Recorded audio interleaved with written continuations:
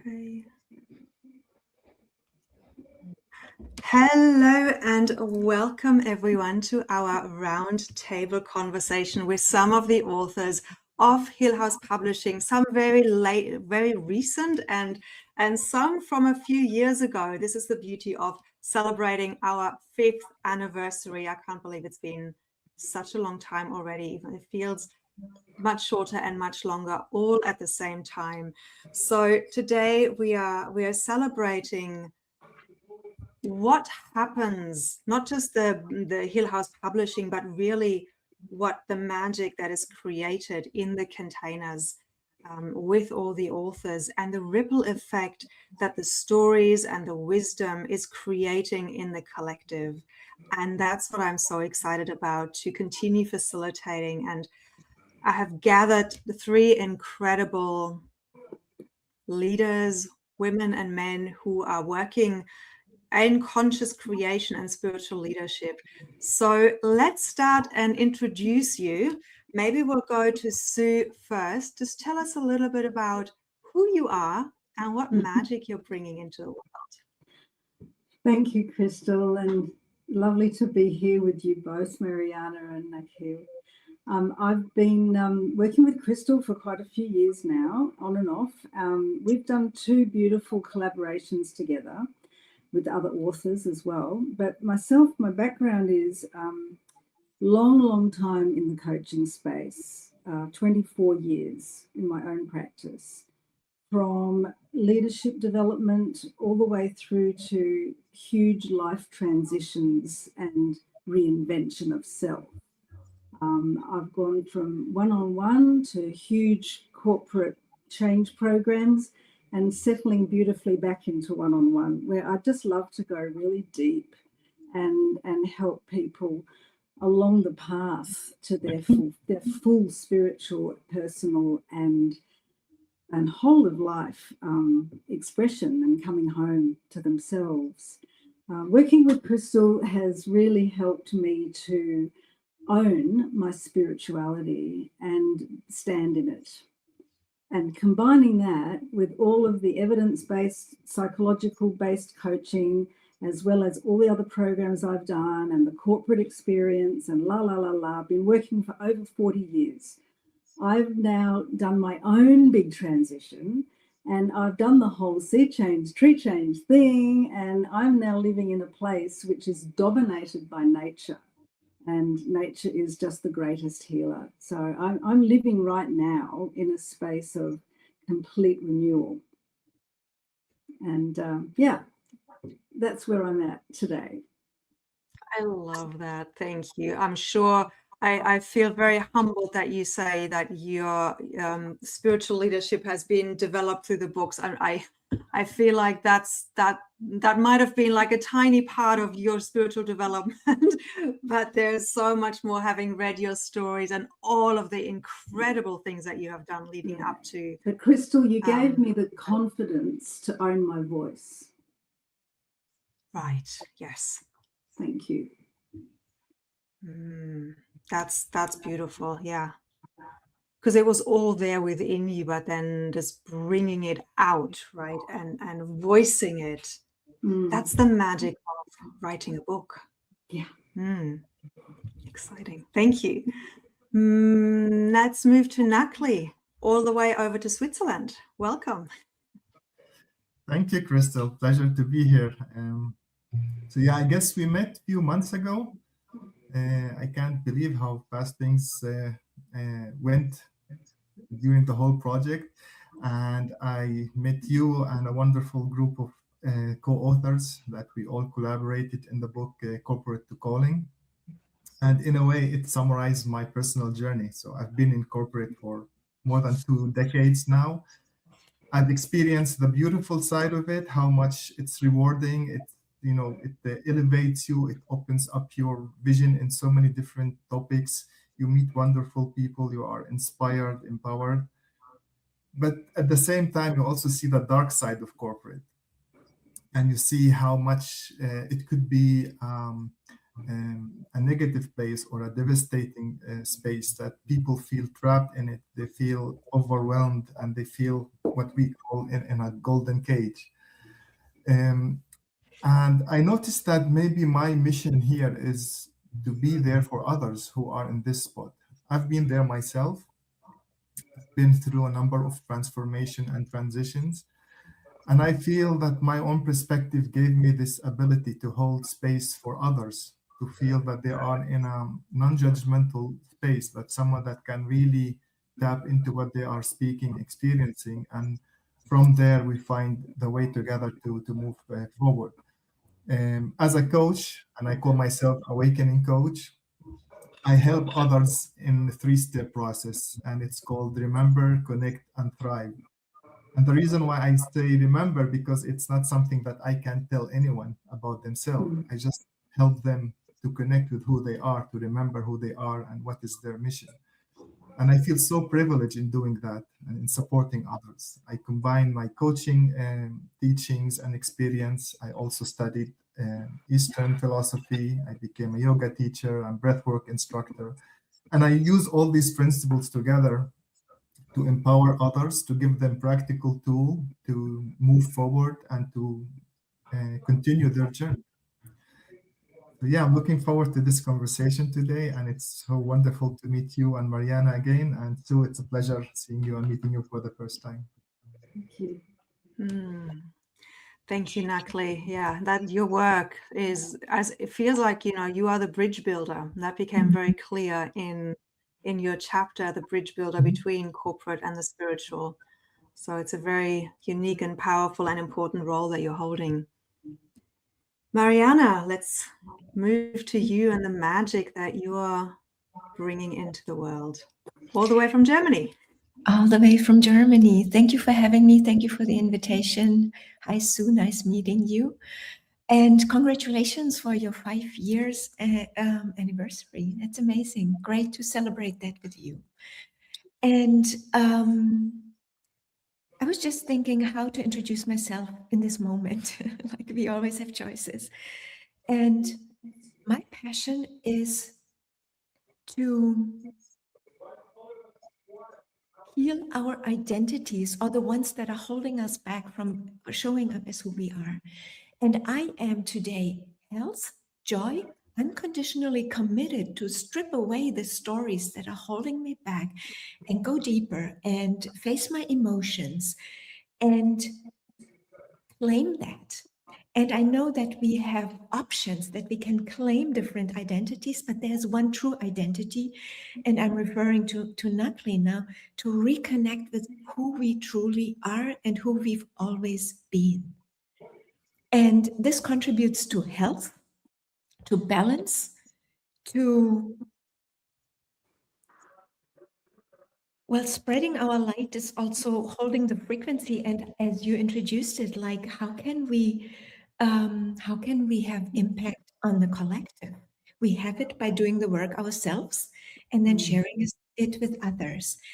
And last year, I founded the Self-Healing Academy, and that's exactly what I'm doing. Like self-healing is our job. We need to do that.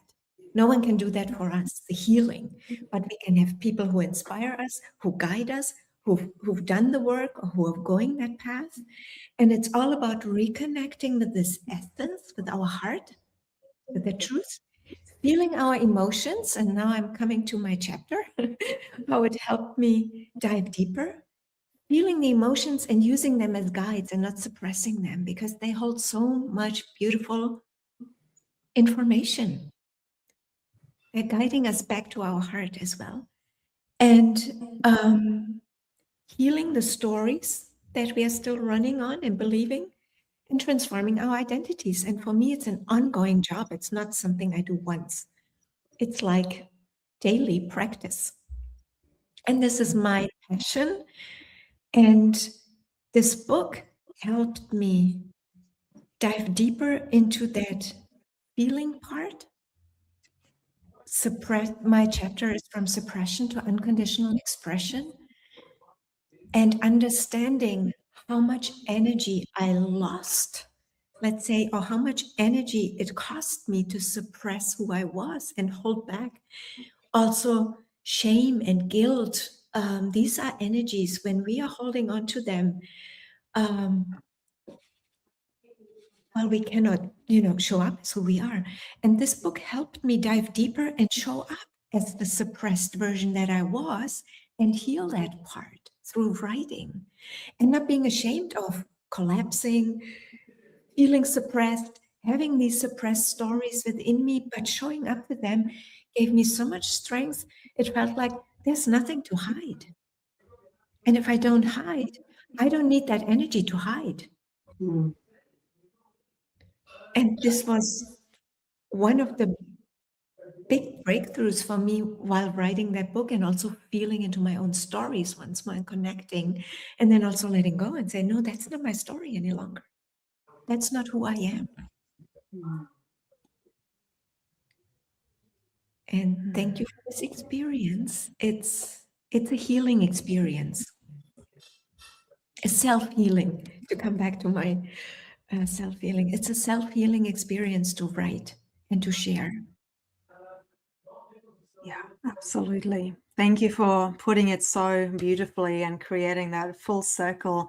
And it really leads into that question of, how did writing your book or your chapter shift your inner awareness and perspective of who you are in the world, of how you show up? And Mariana, I think you just kind of answered it, but maybe we can go around again. Maybe you don't have to give like the full picture, like a short version. How has it shifted your perspective and your inner awareness of yourself? Like, if we're seeing the book becomes the mirror because it reflects back to us who we've been and who we're becoming, and it creates that choice point, doesn't it? Like there's an active choice point to step into a new identity if we're wanting to stay on that train as, okay, this is my past and here I am now.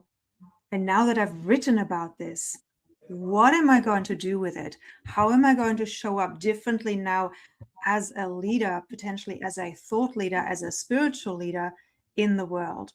So yeah, that's a big topic, right, that we're talking about. So maybe we'll just get one little snippet from each of you, one realization or moment where you feel, oh yeah, that's what shifted for me. And I think, Sue, you've already also mentioned it briefly, that like that confidence in your voice. Is that it, or would you, now that we've kind of unpacked this question and this topic, is there something else to share? It's a juicy question. It's a very juicy question, Krystal. Multifaceted. Okay, so I was thinking about this today, tuning into what we were going to talk about, and since we've begun, I've got this. I've got the sense of it like this.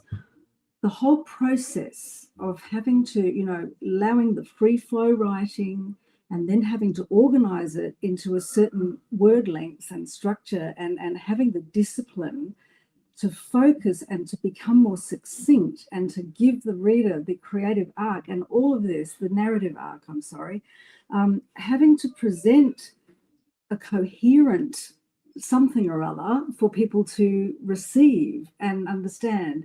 It was a huge discipline for me. But in that discipline, and through the other things that we did connected to the book, I realized very clearly what my model was. And this model was implicit in my work the whole time. So out popped this amazing model from my creative consciousness and my experience. And then guess what? I realized that this model is so powerful, and the biggest piece in it was the piece that I hadn't fully lived. So I actually had to walk the talk. So there I was, all this time, all the spiritual journeys I've done for 40 or 50 years, working in corporate, being a coach, all of this. And there were these aspects of true permission, true authenticity, true freedom building, where I hadn't yet let go of my performative self. I hadn't hadn't yet, there were still patterns running. We always have patterns still running. But I think, you know, when you write your book, you've got your model there, it's on paper, there's a thing, you're giving it out to people and you're expecting them to arrive for sessions, you know, kind of prepped. This is the language we're talking. And unless I'm living it, what use am I? And so I'm now living it. I just took it on board, not kind of intentionally, it was organic. So I hope that answers your question. It's the process. Yes, itself. I mean, you could. Yeah, I love that angle. I really do. And you definitely could take this question anywhere. And out of the creative expression emerged a model. I love that. Yes. It was always implicit. But what we did, how we had to present ourselves, made it so explicit that I could not hide from it. Yes. And then the embodiment of that, like it's there in the field, right? And this is it's an experience that many authors have. It's in the field, you know what you know, and suddenly it emerges into a framework. Yeah. And then it's like, oh, but I'm not living it yet. Yeah. Because we teach what we need to learn, right? And that is the whole mirror again. And when we don't embody it, and you've described it beautifully, that's the up leveling into that higher level of self. And when I would just want to say one more thing, if I could, is that even that it's no longer in the old paradigm. The paradigm has already shifted by the time you get there. So deciding to walk the talk wasn't a goal, it was an emergence. And it was so that anything that wasn't aligned was so unpleasant and so painful, it could not be there. It was a stripping away. Yeah. And do you find that the clients that came to you after writing the book, once you had embodied that wisdom, were different? More committed. Work is more powerful. Clients are more committed. I'm too busy with my life to do any marketing. So I'm not here to hustle and attract lots of business. I'm here to help the people that really want to join me at this level. And they're few and far between, but they're amazing. And the impact they have is extraordinary. So that's what I'm getting now. I'm having the joy of the ideal client, you know, it's beautiful. It's that alignment of frequency and message. Yes. Thank you. I came up with a model myself the other day, and it's alignment plus articulation equals amplified authority.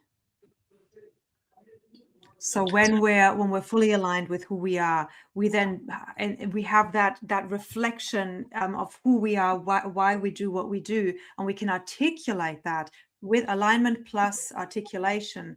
That then becomes an amplified authority, as in being the author, the originator. You know, if we take it back to that original word of our lives, and therefore people can come into our field.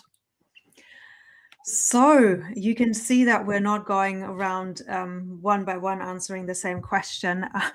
We're just diving in where the energy takes us. But Nakhli, is there anything that you, like a specific moment where you felt like a shift in awareness or perspective when during the writing process or now that people have read your chapter and given you feedback on your content? Yes, sure. And I can only say that, you know, what Mariana and Sue mentioned really also resonate with me. But what came to my mind listening to the question was that fish in the water doesn't feel it's wet. And during the writing process, I had the ability to have a different perspective about my life journey. And for the first time, the common themes in the experiences that life brought me. And I mentioned that even, and you know, my chapter's title is about the sacred scars. And I noticed that the scars that I had in my physical body, in my mind, in my soul, actually all had the same common theme.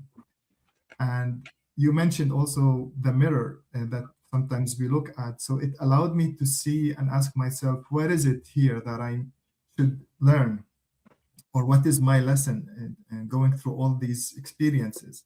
So it helped me have a more clear idea about my journey, and also to see and understand how and where I can actually help others. And finally, what you mentioned, it also reminded me with another quote, that only when we are aligned with who we are, those who are looking for us will find us.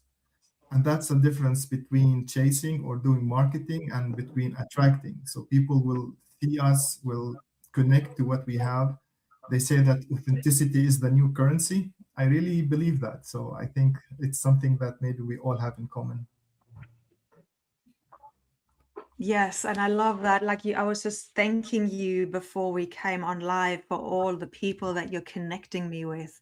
And I feel that that is the, is the example, or is that principle in action. You just keep thinking about feeling like, okay, these people need to connect.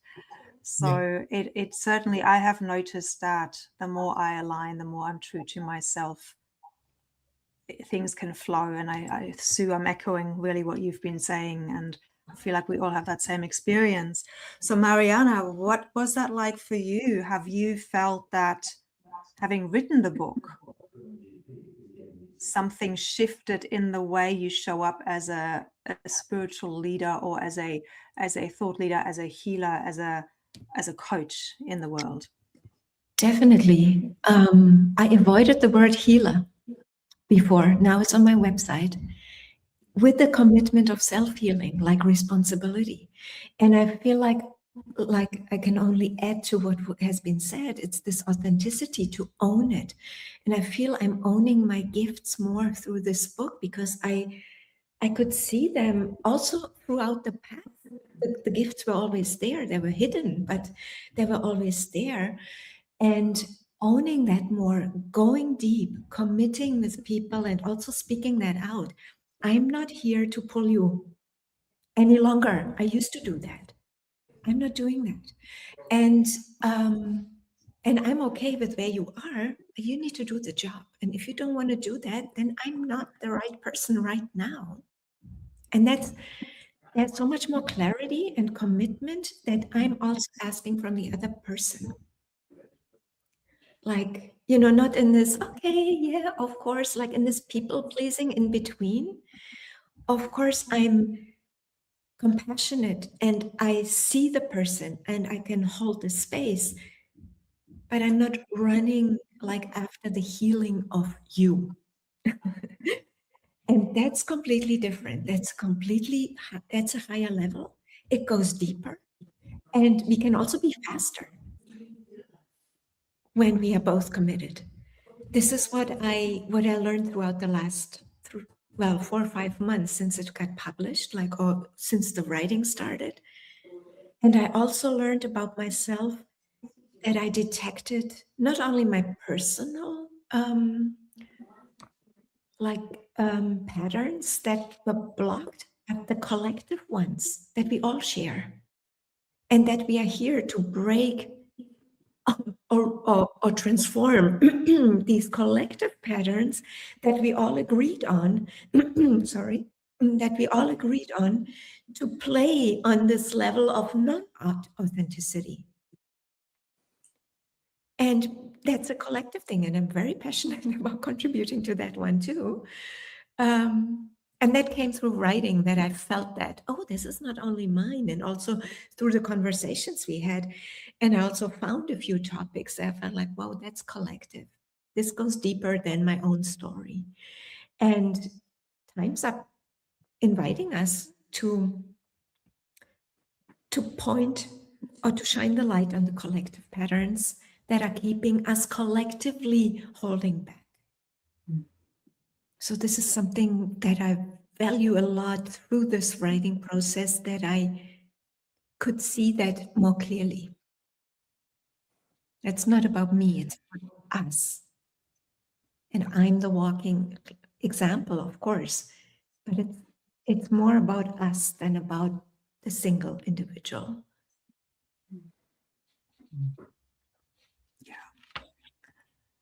Yeah, it's a common theme here that we're stepping up, and being more committed to our message means that the people, the clients we attract, are more committed to themselves and to the journey. And again, that is the mirror, and that is the transformation that happens. And speaking of those people who are the clients or the people in your community, do you have any stories of how your chapter or your book has impacted somebody?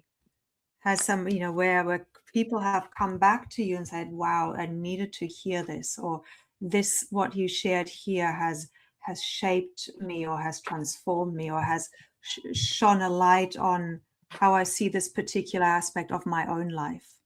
Nakhli, let's go to you for that one first. Yeah, I did have a few clients that felt more comfortable to reach out to me after reading the chapter, because they felt that a lot of the topics resonated with them. But for me, probably the most profound feedback I got was from my family members. During the chapter, I also talk about my self-healing process and overcoming challenges. And one of the feedback that I really loved and appreciated was that the way that I chose to deal with things and to move on and resolve it also helped them in their own journey. And I think ultimately this is what I would love always to do, is to empower others to find the way to move forward in their own space, their own journey. And it's a wonderful feeling to have. And that's just by being yourself, you are actually helping others to also become themselves. By being themselves, by being yourself, you help others to also become themselves. Yeah. Sue, have you got any feedback from people in your community? Yeah, I just want to echo and resonate with what Nakhli said, is that this kind of self-worth, and therefore the other is worthy and we're all okay. It creates a beautiful space of permissioning and acceptance, and it's such an important foundation. In the book, the last chapter I wrote with you, Krystal, about finding my original face, coming home, and the evolution to purpose. The tool that I developed out of that, I now use as pre-work before they begin. And so this most recent client has gone through the whole exercise and the free video training that I gave, and she's come prepared. She's got the language now. She hasn't been through the whole process, but there's a warm-up. It's given her a great little warm-up, and a lot. And as Marijana said, that often this kind of readiness to go deep and the meeting, it quickens everything, and that level of commitment, it quickens the process. And so I've actually observed some incredible shifts in her in this time. It's just 6 months or so we've been working together. Her mindset has shifted from this constant pattern of, am I good enough? Have I done it right? All that usual stuff, to this, I'm going to try this now as an experiment. So she's gone from, trying to prove herself to, and fearing failure and evaluation, to everything being an experiment. Like her whole perspective has changed. She's become more courageous. Her motivation has shifted from making other people happy, because that's what you should do, to actually, where is my cup filled, and what do I need to fill my cup? What are my criteria, and what's being satisfied here? Real discernment is beginning to come for her, coming from a place of power. She has adopted the principles of manifestation, and yet she was brought up with the programming that if you ask, you'll never get anything. Who I want never gets. That was the mantra. from the parents. I want never gets. And how could she manifest? How could she ask? How could she pray? How could she do anything if she couldn't ask?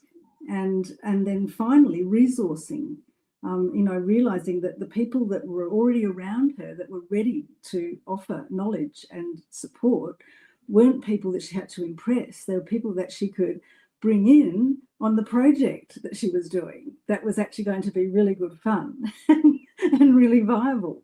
So, sort of corporate escapee, got into hiding, suddenly becomes this amazing creative person who's producing all sorts of stuff and consulting with people on, how do large-breasted women find their way into looking smart and sassy and really well-dressed.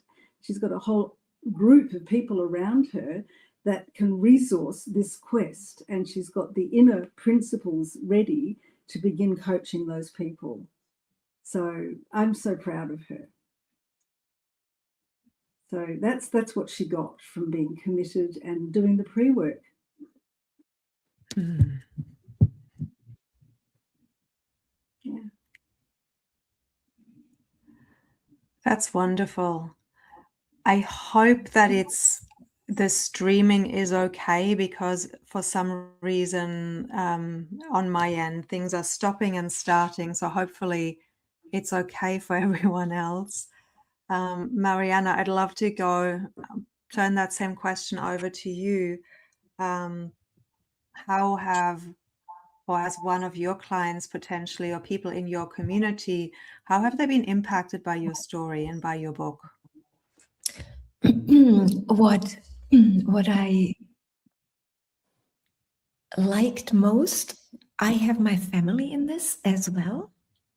And this is also something stepping out with a story that you wouldn't normally publish, like Nakhli said. And what I loved is I translated it into German, so my German community could read it, and gave it to my parents. And my mom sent me a picture that she sent this to the United States to someone to read it.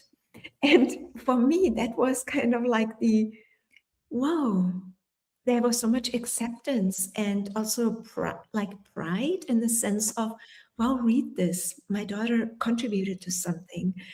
And coming from my family or from my mom, I felt this was such a huge gift to me that, that she recommends this book to someone in the States. So that was like a beautiful gift of receiving and trust.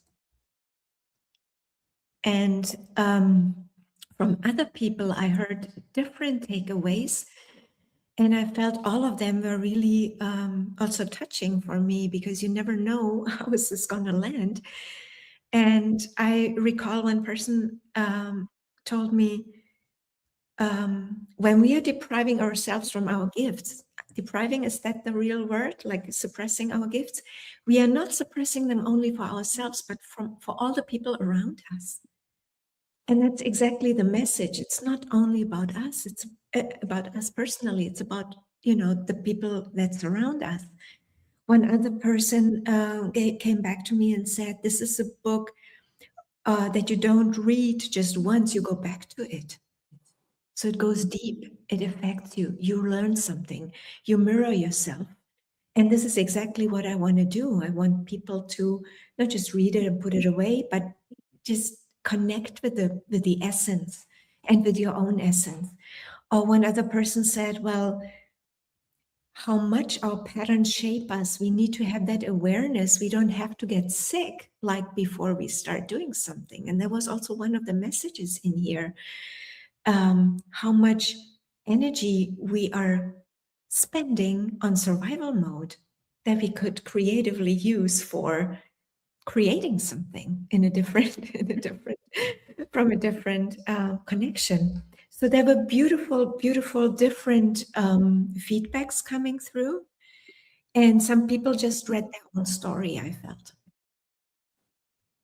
and just in different form, and that's what they said, oh, I so relate to this. I also grew up in this kind of environment, and I can see myself here.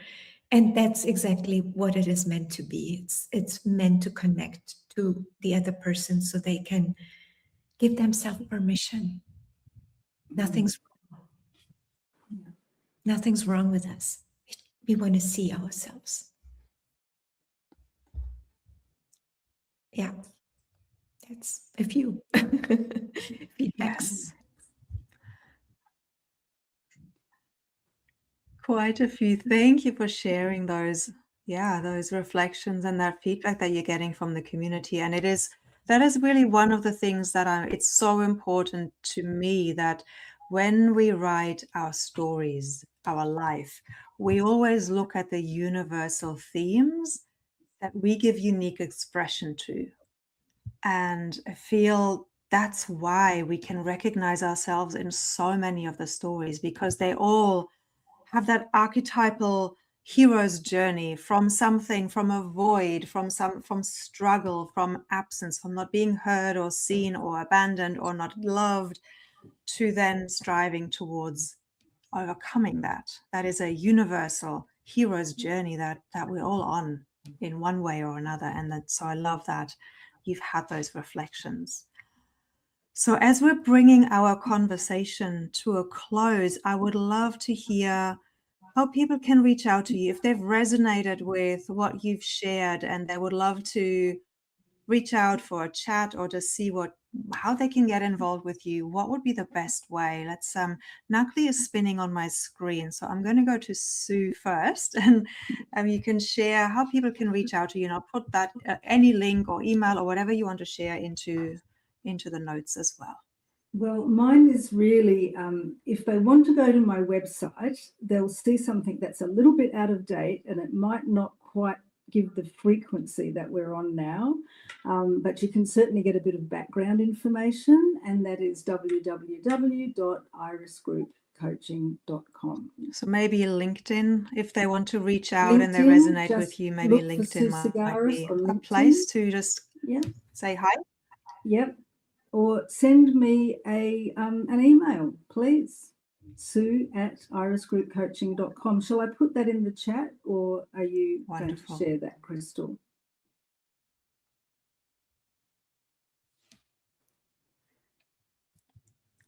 Great, thank you. Nakhli, what about you? What have you got coming up? How can people get involved in your work, and what's the best way to connect with you?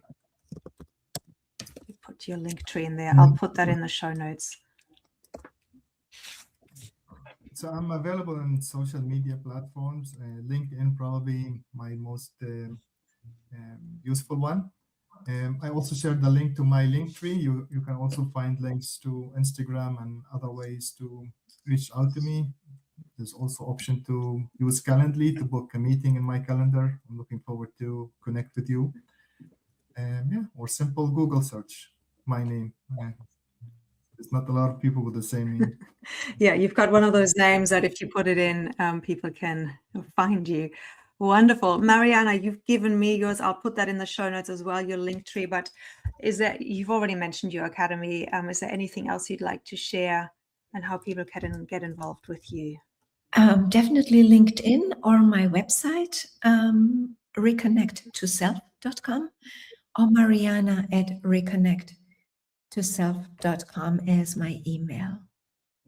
So I can write that, type that in here. But my link tree, LinkedIn, definitely, and my website or email. Fantastic. I would love to hear like a very short one sentence or two, any parting messages to somebody who might be sitting on the fence of writing their book. Maybe they don't think they have a story to share, or their story isn't worth it, or they don't have the time. What was your biggest takeaway, and why would you recommend people write a chapter or a book? Just very briefly. Nakhli, let's go to you first. So I will share a question that I heard from one of my coaches or mentors. And she challenged me once saying, what would you ask for if you knew that the answer is yes? And what I advise everyone is just to listen to their intuition. And sometimes we try to disregard it or ignore it. But what is it that we look for if the answer is yes?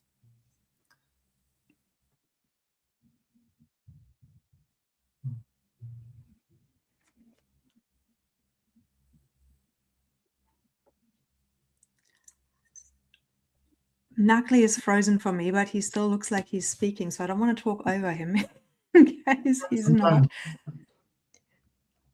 Mariana, let's take the same question to you. Any parting words of wisdom? Why should I would highly recommend to write, because it's one of your mission statements, Krystal, that everyone has a story and that every story is worthy, like every person is worthy, period. And that's one of my programs, You're Worthy, period. So, and it gives you another depth of becoming, of learning about yourself more deeply, things that you know mentally on a conceptual level, connecting on a heart level, on a soul level, with your soul, with your essence. And writing is a wonderful, tool to get there, to get that mirror, and especially through your guidance, because that's what is most important in that process, that you have someone who holds your space, sees you, feels your message, and guides you deeper. And this is how I experienced it. And I'm beyond grateful, because I've been using this chapter in communication, in podcasts, in interviews. I'm referring to this journey. And it's a journey of becoming. And we are becoming daily. But this one gives you the option to go deep and show up as who you are. I mean, that's the best gift we can gift each other.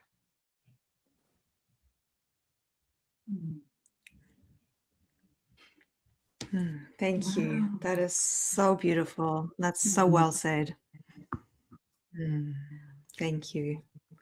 Sue, your final parting words of wisdom. Look, I really resonate with everything that Nakhli and Marijana have said so beautifully, and it's so true.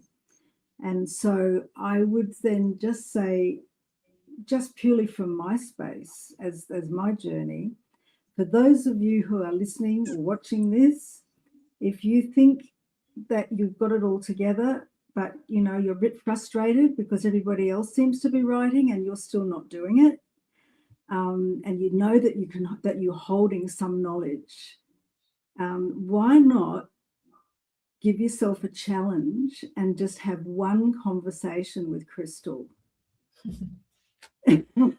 If you just have one conversation with her, you will know if you're drawn to her, if you're connecting with her energy. And if you feel that, your heart will know it, and you will say yes, and you must follow that heart, because it's going to lead you on a journey that you've never been on and you would not believe it. And that very thing that you're most afraid of, whatever that is, will be the thing that will be nurtured and cultivated with love, and you will have it, and you will be at peace with it, and you will be proud of it.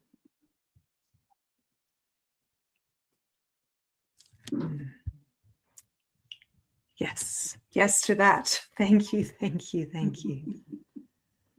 Wow, I always love these conversations so much, and hearing your wisdom. And I really want to thank you for all of the work that you are doing in this world, just by being you, and the frequency that you are sharing, and the ripple effect that this has, and some of the stories you've shared today of how the ripple effect happens simply by you being you and claiming your voice and your wisdom and your story and just the essence of who you are. So thank you for being you, and thank you everyone for listening, and may